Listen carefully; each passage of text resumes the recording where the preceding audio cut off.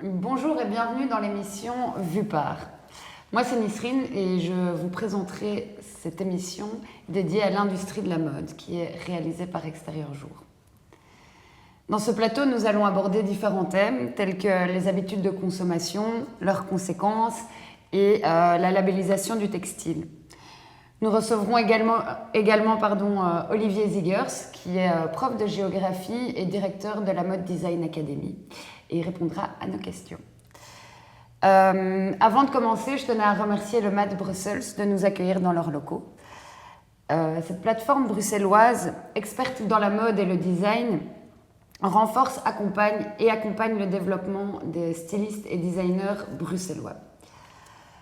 Tout au long de l'émission, nous serons accompagnés de Julien, Zach et Wendy. Salut. Hello. Bonjour. Avec qui nous avons réalisé un documentaire sur la slow fashion. Sans oublier évidemment Claire et Clara, gros big up. Voici tout de suite un petit avant-goût de ce que nous avons pu faire. Est-ce qu'il faut encore produire? Parce que si on arrêtait maintenant de produire, on pourrait encore habiller l'humanité pendant 100 ans, je pense.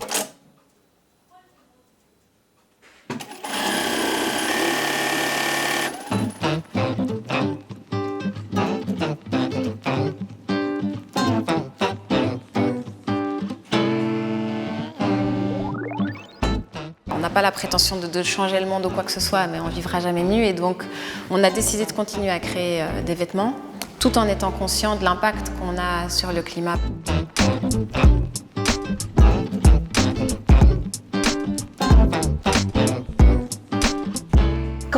Une fois qu'on se met à l'arrière, on se rend compte de tout ce que ça coûte en fait. Ce que cela implique de créer une pièce de A à Z. Pour moi, ça a un coût certainement parce que c'est tous des indépendants qui doivent vivre en Belgique et payer leurs taxes en Belgique. Si le savoir-faire est perdu, en fait, on perd vraiment quelque chose.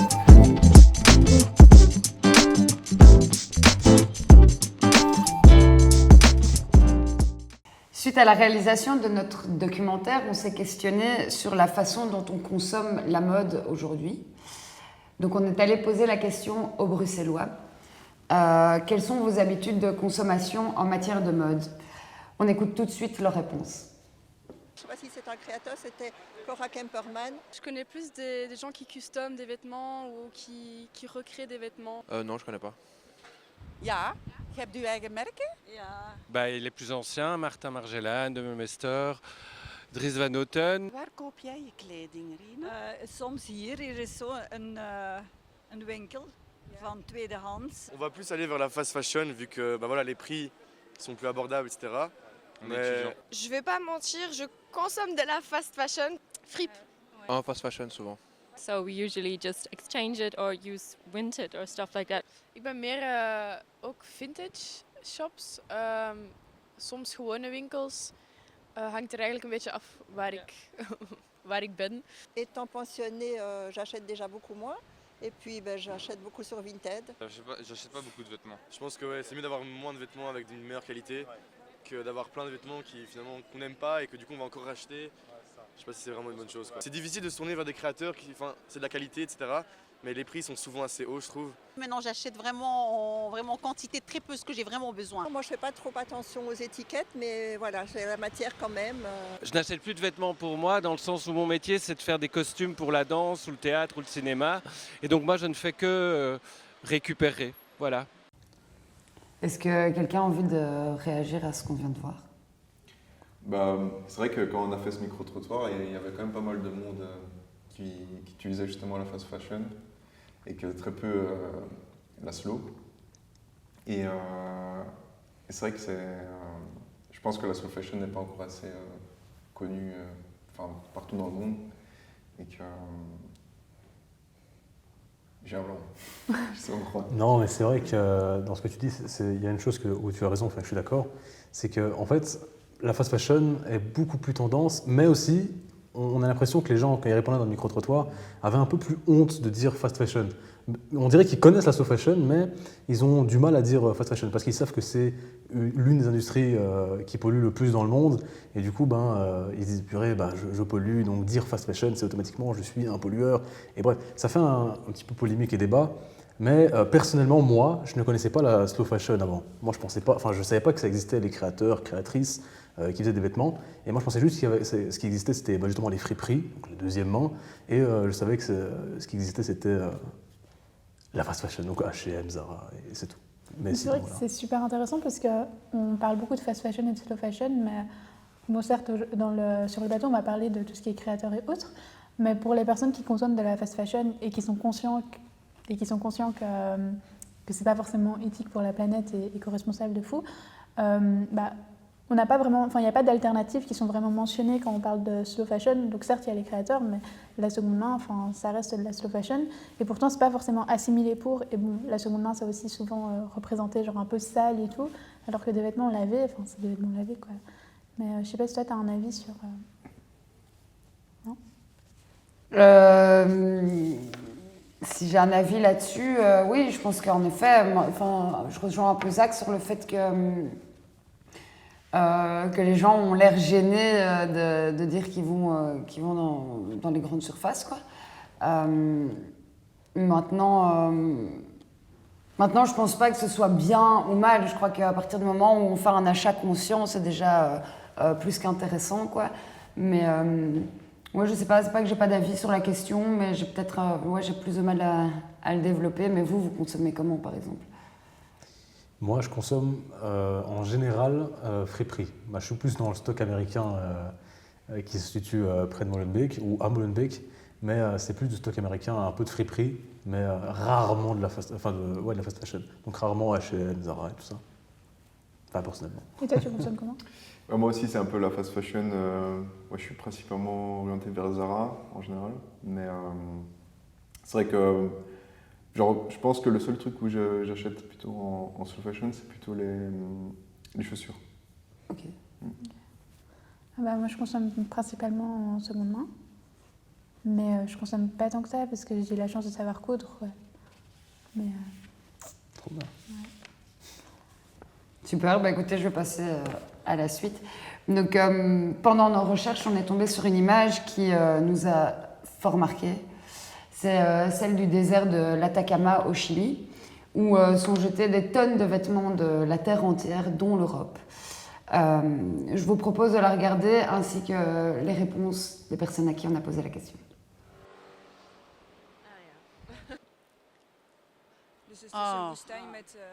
Allemaal afval, ja. Oh mon Dieu.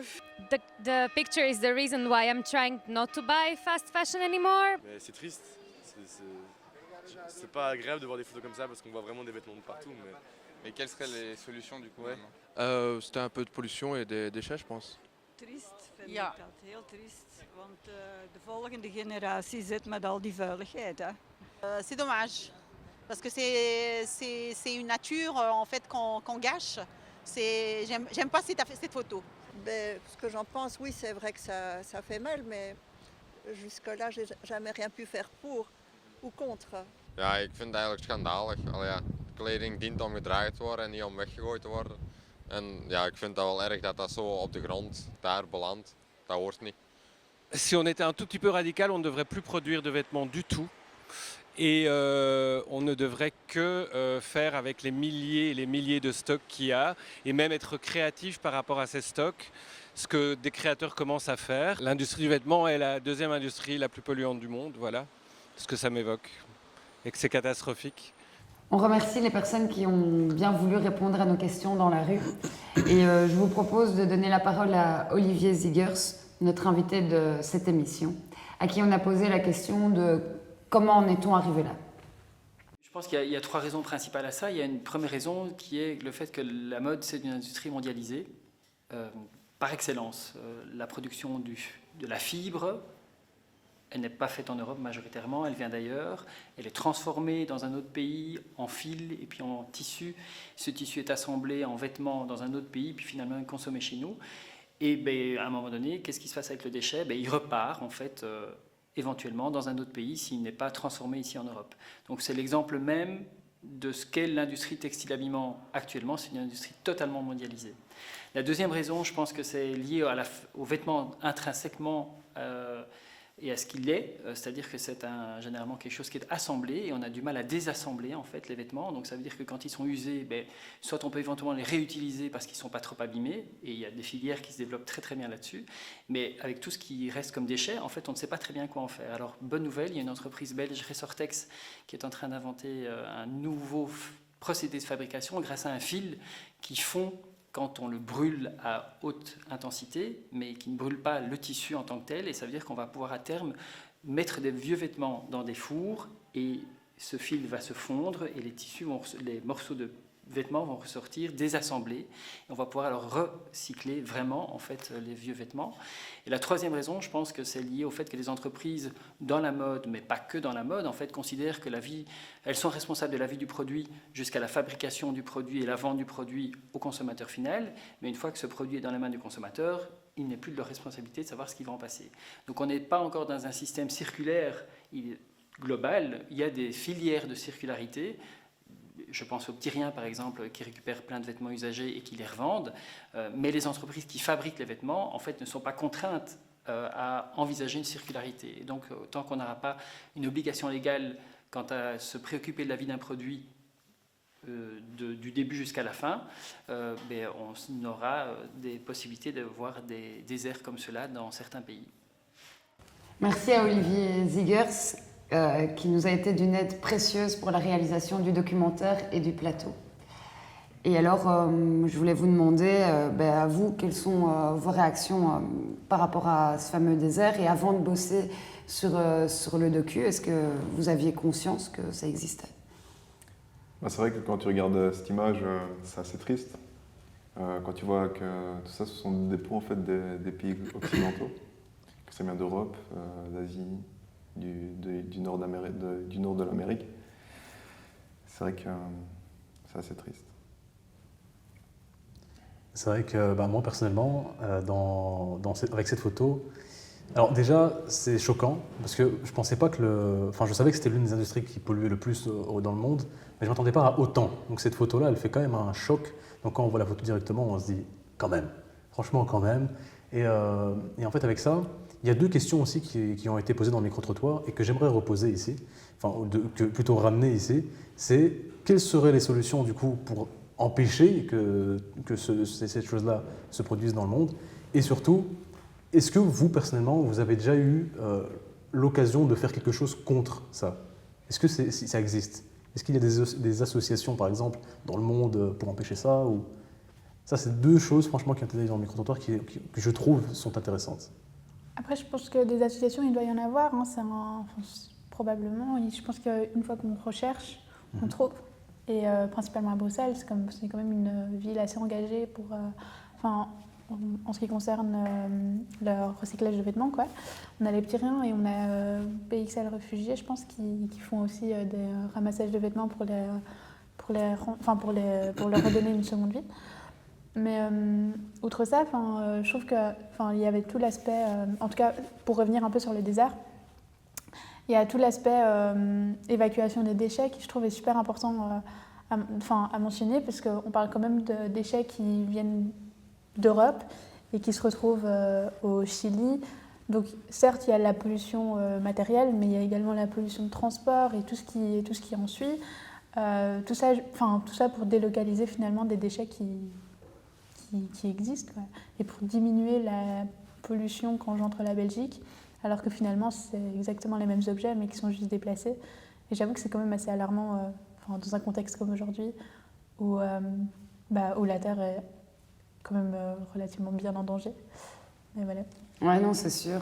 Après ici, justement, ça tombe bien que tu en parles parce que on a posé la question à Olivier de savoir finalement quelles sont les alternatives qui nous sont proposées. Je vous propose tout de suite de regarder sa réponse. Alors les alternatives, elles commencent à exister de plus en plus.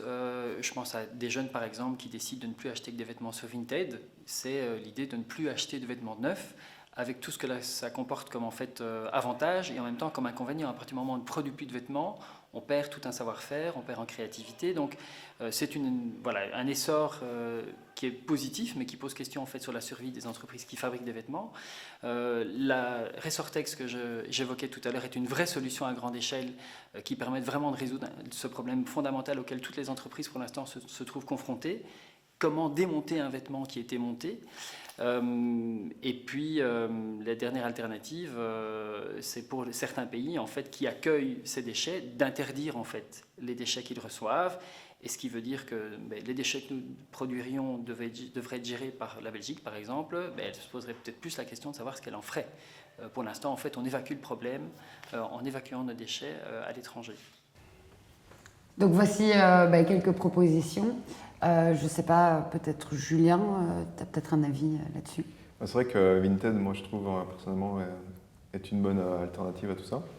C'est un peu le système circulaire, donc comme disait Olivier, cette circularité, donc ça permet de donner vie justement à des vêtements qu'on n'utilise plus et que justement grâce à Vinted, donc c'est une application où on peut aussi l'utiliser que ce soit sur smartphone ou sur PC. Mais du coup, oui, s'il y a une pièce que tu n'utilises plus, tu peux la vendre sur le site et à prix réduit. Du coup, même pour les acheteurs, c'est intéressant. Au lieu d'utiliser de la fast fashion en magasin. C'est ce fait de pouvoir recycler, entre guillemets, ou redonner une vie à un vêtement qui fait que toi, t'aimes bien ça. Voilà, exactement. Je ne sais pas s'il y a quelqu'un d'autre qui a envie de... Je pense qu'il y a tout l'aspect aussi retaper soi-même. Enfin, coudre, c'est pas très difficile à apprendre. Et donc il y a tout un aspect aussi de peut-être être créatif et redévelopper notre créativité nous-mêmes. Mais outre Vinted qui existe, je pense que des alternatives, les magasins de seconde main sont bien présents et très très conséquents à Bruxelles. Enfin, on en a un peu partout d'ailleurs dans la ville. Et je pense que c'est un premier pas qui est intéressant à approfondir. Clairement. Et le fait que d'autres pays aussi interdisent de recevoir certains déchets, quoi. Je pense que c'est déjà aussi un bon grand premier pas. Ici, j'ai une autre question qui a suscité quand même énormément de débats entre nous. C'est tout ce qui concerne les labels éco et bio. On voulait savoir si finalement c'était réellement fiable ou pas. Et je te propose de développer. de nous en dire un peu plus. En gros, la labellisation, c'est un peu compliqué, mais si on repart du début, enfin du commencement, en gros, un label, c'est quoi? C'est une étiquette qu'on place sur un produit pour que le consommateur, pour que le consommateur puisse s'y fier, en fait. Et donc, ça permet du coup au consommateur de juste voir le petit label et de partir du principe que puisqu'il est présent, il peut consommer ce produit-ci. En faisant nos recherches pour vérifier du coup les sources du documentaire, on est tombé sur un article traduit du New York. Donc c'est le New York Times qui a développé l'article et Mademoiselle l'a traduit. Et c'est un article qui démonte en fait toute la culture bio, donc tout le label en fait bio qu'on place sur les vêtements, parce que justement une fois qu'on sort de l'Europe, le traçage des matériaux et même des usines est beaucoup moins fiable, parce que certes les normes sont dites confirmées, mais c'est plus compliqué pour... il n'y a pas des inspecteurs pour absolument à tous les stades. Et donc il y a des pots de vin qui ont été placés pour obtenir le label bio. Et donc je pense que c'est une filière qui aujourd'hui est encore très opaque et qui du coup permettra... je pense qu'il y a de l'espoir pour plus tard, ça va continuer à se développer. Mais aujourd'hui, je ne suis pas convaincue que la labellisation du coton bio, en tout cas, soit tout à fait correcte et transparente, quoi. Donc je pense qu'il faut plus de transparence et peut-être quelques années pour pouvoir s'y fier à 100%, quoi. C'était aussi, si j'avais bien compris, le fait que c'était des normes complètement différentes entre les labels européens et ceux avec qui ils fonctionnent, quoi. Ouais, c'est ça. En Europe, on a des normes qui sont quand même assez strictes en ce qui concerne l'agriculture biologique, en gros, et même le fair trade d'ailleurs. Et une fois qu'on sort de l'Europe, les normes sont supposées être respectées pour être vendues en Europe, mais c'est supposé. Donc ça veut dire qu'on part du principe qu'elles sont respectées, mais sans qu'il y ait des gens qui vont réellement vérifier si elles sont respectées ou non. Et en fait, le problème est là, c'est qu'on va parfois consommer des choses qui sont dites bio parce que le label est placé, mais il n'y a pas eu de vérification, donc il n'y a pas eu de vérification sur l'agriculture, ni sur la façon dont c'est produit, et ni même sur les conditions de travail des gens. Donc c'est un peu... En tout cas, d'un point de vue extérieur, je vois plus ça comme un label marketing qu'un label réellement bio, quoi. Ouais, c'était la conclusion que c'était en gros. Un peu faite. Et du coup, moi ici, j'ai une question quand même à vous poser. J'avais envie de savoir si il y a eu un avant-après la réalisation du documentaire au niveau consommation mode. Alors oui, il y a eu un avant-après. Alors oui et non, parce que en fait, déjà, je suis quelqu'un qui achète des vêtements à des intervalles de à peu près 2 ans. Par exemple, on va dire que moi, j'achète, on va dire une année, 5-6 t-shirts, 5-6 pulls, 3-4 pantalons, et je me dis, ok, je fais avec ça et on y va. J'achète en friperie généralement, stock américain, voilà. Pour moi, ça fait l'affaire. Et en fait, si maintenant le vêtement est vraiment détruit, je le rachète 2 ans après. Mais le truc, c'est que après avoir fait ce documentaire, je me dis, maintenant, je vais pouvoir un peu plus me réfléchir à ce que j'achète et surtout à quelle sorte de coton j'ai à faire. Parce que là, maintenant, avant, j'achetais, mais genre comme ça, je regardais même pas, je faisais, ok, ça me va bien, ça passe, allez, on prend, ça va dans l'armoire, c'est tout. Mais je me disais pas, ok, en fait, il y a tout ça, ça pollue derrière. J'imaginais pas tout ça. Alors qu'en réalisant ça, je me dis, finalement, je ressors pas là les mains vides. Je ressors avec de la connaissance et voilà, je vais dormir moins bête et c'est toujours intéressant. Donc franchement, moi, ça m'a apporté énormément de choses dans mon quotidien, dans le style vêtements. Dans 2 ans, tu feras attention. Dans 2 ans, je ferai attention à ce que j'achète. Pour toi, il y a eu un avant-après ? C'est vrai que, justement, de ce que je parlais, Vinted, je pense que c'est une bonne option et que je pense que je m'y intéresse de peu près et que voilà. Pour moi, ce serait plutôt Vinted, je pense. Ok, donc en gros, pour toi, ça a été la découverte ouais, franchement. J'avais déjà entendu parler, mais c'est vrai que je m'étais jamais intéressé. Ok. Après, quoi. Cool. C'est trop cool. Moi, j'avoue que je consomme majoritairement en seconde main, mais ça faisait des années que j'avais plus consommé réellement dans un magasin. Et là, donner de la force aux petits créateurs, ça me motive en fait, de me dire qu'il y a plein d'alternatives qui sont mises en place aujourd'hui et plein de points à développer, en tout cas dans la slow fashion. Et je me dis qu'en mettant mon argent au bon endroit, il y a peut-être je participe en quelque sorte à une évolution dans l'industrie du textile. Et donc ouais, je pense que la seconde main, ça restera toujours ma priorité. Mais acheter des pièces chez des petits créateurs belges, ça fait plaisir aussi, quoi. Donc voilà. Donc toi, ce serait ça, c'est que t'as pu j'ai découvrir... été comblée par les histoires, en fait. Il y a des histoires qui sont incroyables à travers... En fait, j'avais un peu ce côté oublié... j'avais un peu oublié qu'un créateur, il avait quelque chose à raconter. Et j'ai redécouvert ça avec le documentaire, quoi. Chaque marque a son histoire, et quand l'histoire est touchante, ça donne envie d'investir dedans, de participer dedans. Moi, je vais peut-être donner un petit peu mon avis. Moi, il y a vraiment eu aussi un avant-après. Mais déjà, au niveau de toute la connaissance, franchement, et du fameux patrimoine bruxellois, non, vraiment, j'étais très contente d'avoir appris pas mal de choses en allant justement au musée Mode et Dentelle. Il y a autre chose qui, moi, vraiment, et ça fait des années que j'ai envie de le faire, mais je crois que là, je vais vraiment essayer, surtout après avoir été voir tous les petits ateliers et tout. Mais c'est en fait se remettre à la couture, tout simplement, parce que c'est bien d'aller en seconde main. Mais moi, par exemple, j'ai une taille 32, pas toujours évident. Et je me dis, si je pouvais déjà les reprendre moi-même, ça m'éviterait d'aller justement dans les grands magasins où il y a ma taille. Et oui, et ce fait d'aller rencontrer les créateurs et de revaloriser tout ce travail et un savoir-faire qui finalement est en train de se perdre, ça m'a impacté et ça amène une réelle réflexion pour ma part quand je vais faire mes achats, quoi. Donc voilà. Il est malheureusement temps de clôturer l'émission. Du coup, un tout grand merci à vous tous. Merci à toi, excellente présentatrice. Un tout grand merci à tous les participants d'Extérieur Jour, au MAD pour son accueil, à Olivier Ziegers pour son investissement et ses réponses, Javier, Alejandro et Oli pour régie, son et image. Et puis surtout, un tout grand merci à vous de nous avoir suivis. On se quitte avec un dernier extrait d'Olivier Ziegers qui nous parle justement de notre fameux patrimoine bruxellois. Ciao. Au revoir. La création de marques, la création de vêtements, la technique du vêtement, c'est quelque chose qui fait vraiment partie du patrimoine belge et bruxellois. On a des écoles formidables en plus de création qui sont reconnues dans le monde entier et on ne va certainement pas perdre toute cette qualité que l'on a, à la fois une qualité intellectuelle, créative, manuelle, et ça c'est très encourageant pour le futur.